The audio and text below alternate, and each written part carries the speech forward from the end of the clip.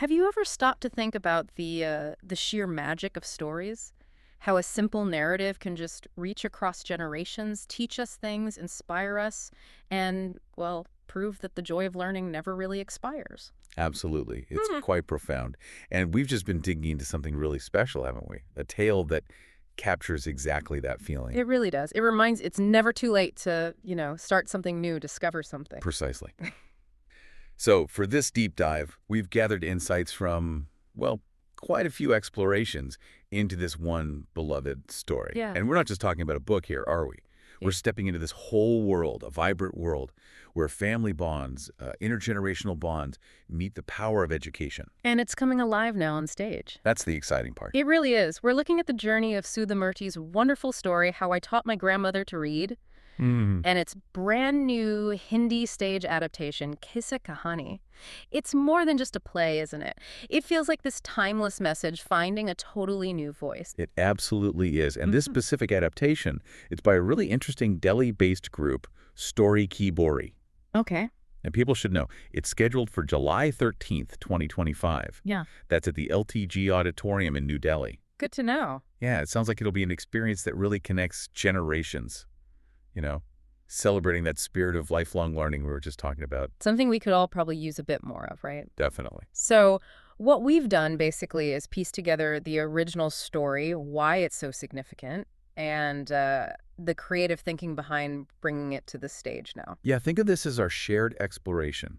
We want to share what really jumps out about this heartwarming story and how it's being reimagined. Okay, let's get into it. The story itself, where does it take us? Right, so we're in a village, North Karnataka, pretty unassuming place. Mm-hmm. And the core of it is this relationship between a young girl, Sudha, she's about 12, and her grandmother, Krishtaka, who's 62. And you have to picture the time. It's a world without, instant information. Mm. No smartphones, no 24/7 It's news. hard to imagine now, isn't it? Newspapers arriving in the afternoon. Right. And the weekly magazines, like Karamvera, came a day late. Wow. So their arrival was like a major family event. Everyone gathered. I can almost picture the anticipation. It really highlights how Krishtaka, the grandmother, relied on others, doesn't it? Totally. Especially for stories. And that brings us to Kashi Yatra. Ah, yes. Serialized novel in Karamvera. Krishtaka was absolutely devoted to it. And the author, Triveni, she was quite significant. Oh, very. Anasuya Shankar, that was her real name. A major Kannada writer known for her psychological depth, lived 1928 to 1963. Okay. And Kashi Yatra itself is about this woman's struggle, her deep desire to go on a pilgrimage to Kashi for Varanasi, a very important Hindu holy site. So you can feel Krishtaka's connection to that journey week by week. Exactly, but she couldn't read it herself. That's the crux, isn't it? She depended entirely on young Sudha to read it aloud. Can you just imagine the frustration? I know, being so invested, but completely reliant. That dependence is what pushes her, right? Yeah. To make this amazing decision. A really bold decision. She asked Sudha, her 12-year-old granddaughter, to teach her the Kannada alphabet. Wow.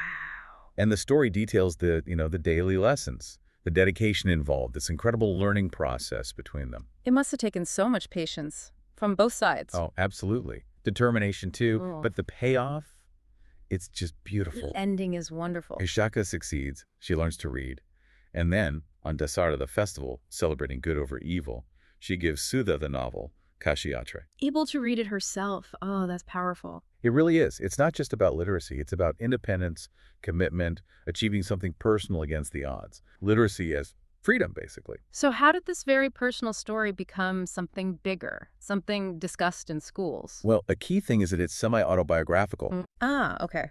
Based on Sudha Murty's own life. inspired by real incidents, yeah. Yeah. And that gives it that authenticity, that resonance, kind of a hallmark of her style, drawing from life to teach broader lessons. And Sudha Murty herself, she's quite a figure. Immensely. Born August 19th, 1950, in Shiga, Karnataka. She's known as an author, yes, but also an educator, a major philanthropist. Chairperson of the Infosys Foundation. That's right, co-founded with her husband, Anarnarana Hirthi. Her impact goes way beyond books. You can see that in the awards, too. The Padma Shri in 2006, the Padma Bhushan in 2023. Those are huge civilian honors in India. Absolutely huge.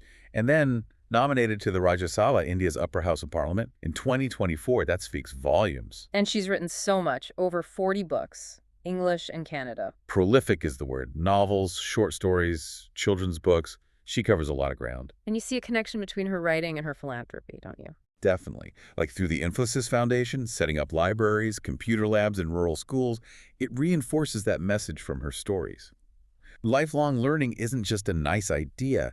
It's something she actively works towards. A real synergy there. Yeah. So let's talk about the story's wider impact in education, for instance. Well, it's actually part of the CBSE Class 9 English curriculum in India. Right. So it's used as an educational tool. A powerful one. Yeah. It inspires students, shows them learning isn't just for the young, encourages curiosity. And its appeal goes beyond the classroom. Oh, for sure. Sources like Bukasmia call it motivating, inspiring.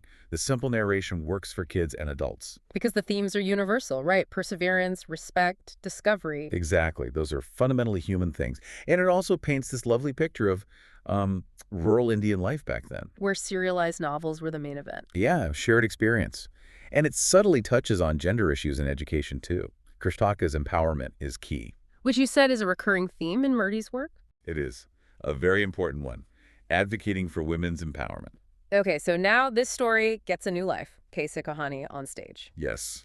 And the group behind it is Storee Ki Boree, Delhi-based. Known for educational work. Yeah, workshops, community engagement. If you look at their website, you see this real commitment to connecting with audiences through meaningful art. And who's on the creative team?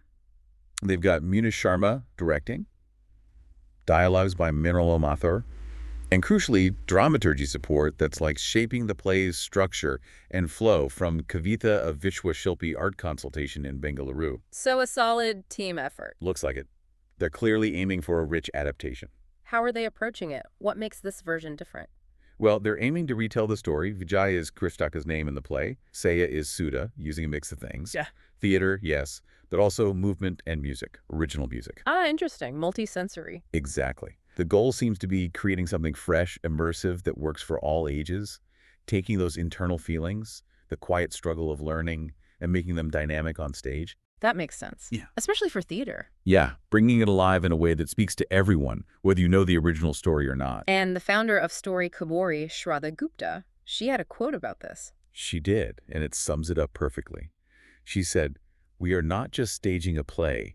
We are celebrating the belief that it's never too late to learn, to dream, or to begin again." That really captures the heart of it, doesn't it? It absolutely does. Yeah. Shows they really get the essence of Murty's story. Adapting literature for the stage, though, it has its challenges, right? Especially something so internal, like learning to read. Huge challenges. How do you show that quiet determination visually? How do you make the internal external? Right. But that's likely where the music and movement come in. They can express those emotions, Yeah. make the journey accessible and engaging for everyone, even if they haven't read the book. It turns something intimate into a shared experience. And it's great that this is happening in Delhi with its vibrant theater scene. Absolutely. It fits right in. It's part of this wider trend, really, of bringing literary works to the stage. Keeps these important stories alive, introduces them to new people. Exactly. Preserves cultural narratives while making them feel current. So, wrapping this up, thinking about the core message, we should invite you, the listener, to reflect a bit. Yeah.